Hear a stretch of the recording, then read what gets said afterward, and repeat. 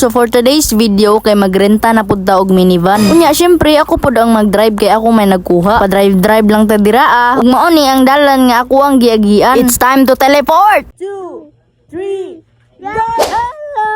Whoops, introan sa nato ni itong lakaw bi kay para makabalo mo ba kung asa mi mga adto. Bago mi nang lakaw nang hapit sa mi diri sa convenience store kay nagpalit mi og Pocari. Kay si Ate Jaira naglain ang lawas aning adlaw. Mao ni among gipalit og Pocari sweet.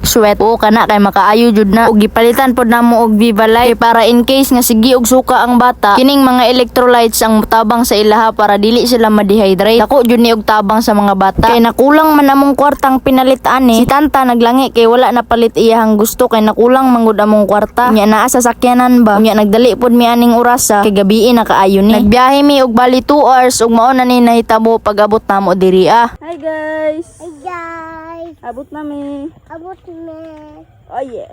Okay. Kay wala pa man mo kabalo kung asa mi nangadto. Pagkaugma dayong adlaw ani kay for today sa Daddy Lo ni Jaira ug ni Tantan. Perting dali ra jud sa adlaw ug sa oras. Kay feel nako nga murag ni aging adlaw pa man ko nagpost og last vigil og lubong ni Tito. O di ba familiar kayo ning balaya. Kay kada adto na mo diri jud mi mga tulog. Ug diri pud namo ibutang ang among mga gamit. Dara si Ate Jaira, nagluya siya aning gabi una. Kay wala daw siya kasabot sa iyahang gibati. Pero pag inom niya og Pocari Sweat ug katong Viva Light, naayo jud siya pagkaugma. Ingana kay epektibo ang mga electrolytes. Mao nang recommended jud kaayo to. Mga mami sa inyong mga babies nga sige og suka, Pocari Sweat og Viva Light lang jud. Hello guys! So naabot kami diri sa Kalinan, sa Campus 5.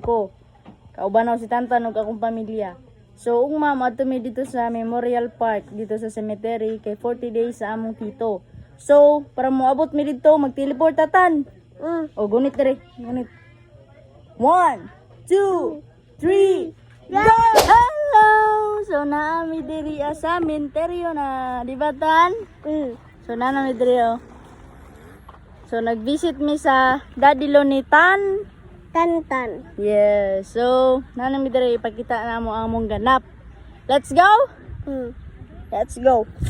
Ug mao na ni ang ganap karong adlaw. Nanambong jud ta kay para ipakita nato ang pagmahal sa ato ang tito. Ipakita nato ang pagmahal sa iyaha. Kay sa ika 40 days niya, kabalo jud ang tanan nga pag ika 40 dias na sana matay. Nga ang ingon sa Biblia, ang ato ang kalag musaka sa langit. Para sa inyo ha guys, tinuod ba ka na? Basta istadihan lang sa nato na ug mao day ni ako mga kauban diri Daghan-daghan pud mi buyag ang nanambong diri Kay lagi daghan jud ang nagmahal sa amo ang tito. Inana pud atong masinati kung magbinutan lang jud ta diri sa yuta ug magminahalay sa ato ang kapwa. Kay kung maot ka nga batasan nga tawo, wala jud magpangga sa imuha ug wala jud motambong sa imuhang nilubngan. Nga na ang sistema karon sa ato ang kalibutan. Ang kwarta makita ra, ang batasan nimuha pa ng lugiton hantod sa kinatumyan sa imuhang tiil. Samtang buhi pa ta magminahalay lang gud ta. Ug mao ni ang mga igsuon sa ako ang tito ug kanang nasa tunga mao na ako ang lula nga si Lula Alice. Ug mao na ni ang time sa ampo nga ginatawag og pangaji. Kay para sa pagbiyahe ni tito dito sa langit, gabayan siya aning mga pag-ampo gikan sa mga tao nga nagmahal sa iyaha. Ug mao na ni si Ate Jaira, naulian na jud siya sa Pocari. Di ba naa na siya gana kontra atong gabi nga murag wala jud siya kusog ato ba. Ug mao ni ang pinakapaborito natong mga tao, ang kining mga una. As a time goes by, diri ara mi nagpundo sa sakyanan. Wala lang namo gipalong ang aircon para dili pud mi magbuot diri sa sulod.